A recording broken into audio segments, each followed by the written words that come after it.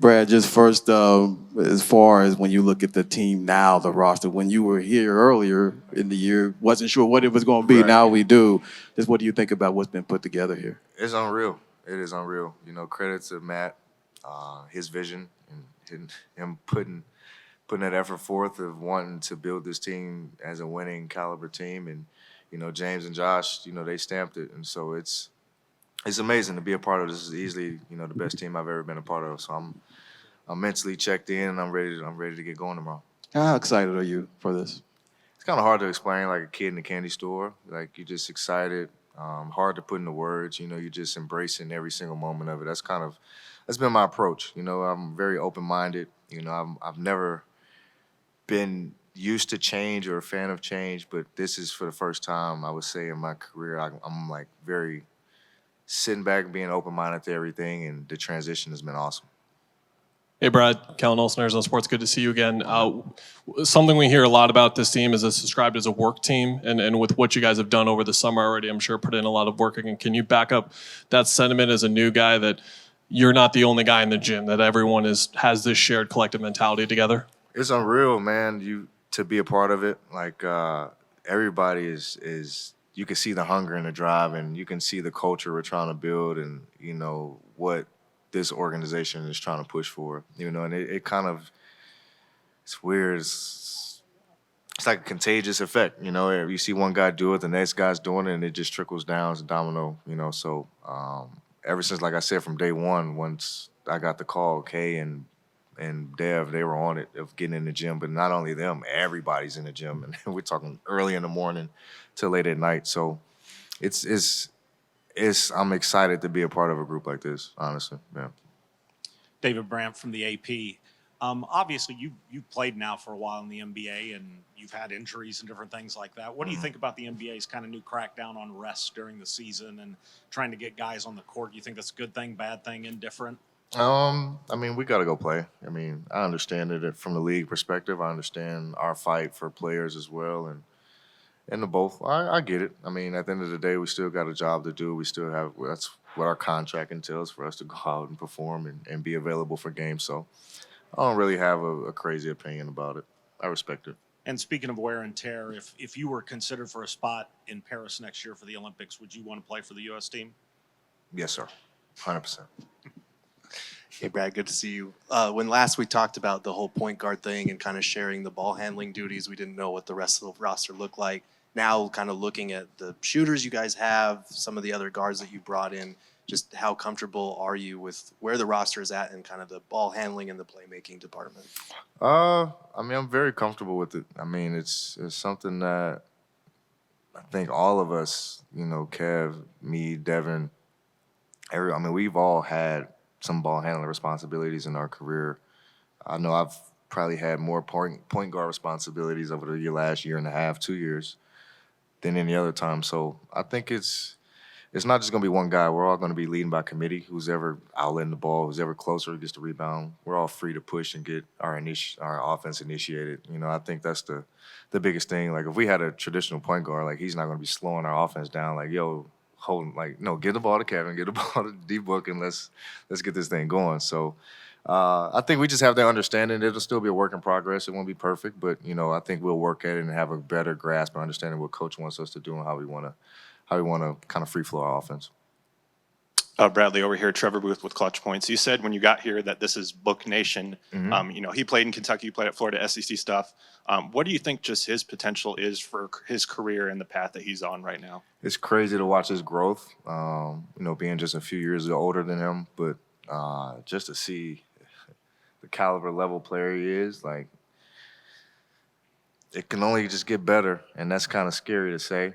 And I'm excited to see that, because I'm going to continue to push him and push him and push him and push him until he can reach that level that we know he can tap into, and whatever that is, because he can still be better. He can still grow. He can still improve, just like I can, just like everybody can. But I think his sky is unlimited, honestly, and I think he's just now scratching the surface of, and people really waking up and respecting his game and understanding he can carry a team. So he's right there.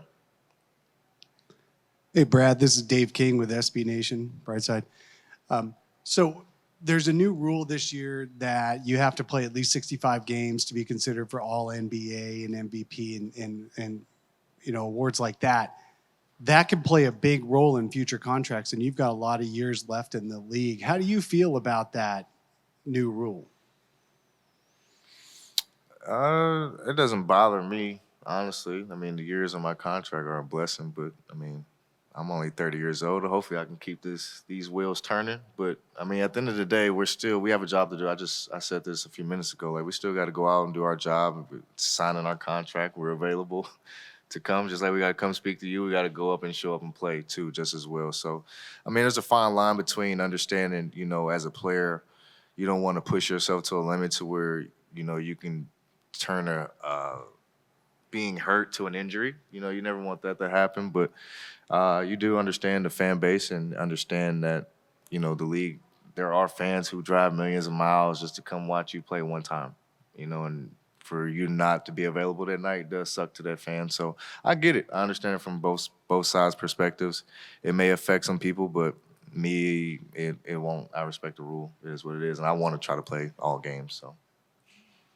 Hi, Brad. This is Shayla Krim from Threefold News. Welcome to the Valley. We're all excited for you to be here. How's this transition been for you, your wife, and your boys? And what is something you want Phoenix fans to know about you? The transition has been great. So I want to thank everybody from our organization to every citizen I've crossed paths with, because they've made our move and our transition here smooth. Your housing market was crazy this summer, I will say.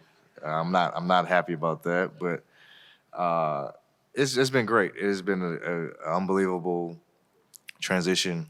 You got to start school out here very early, too. That was another thing. My boys start like first week of August, which is an adjustment. But everything's been great. Everything's been unbelievable. It's like I said, I'm not used to change, but I've embraced it all. I've been open-minded, and this is better than what I could have imagined. Got time for 3 more. Hey, Bradley. Luis Torres here. Nice kicks. Obviously, you've been a Jordan Brand member for a while, but any initial reactions when seeing the book 1 and just feedback for him and his kind of growing legacy in the I secret? need my pairs. We still Nike family. It is what it is. He knows I need my pairs. And in every flavor he got, I'm a huge fan of it, because that's a kid's dream, man. Every kid wishes, every NBA player wishes they can have their own shoe,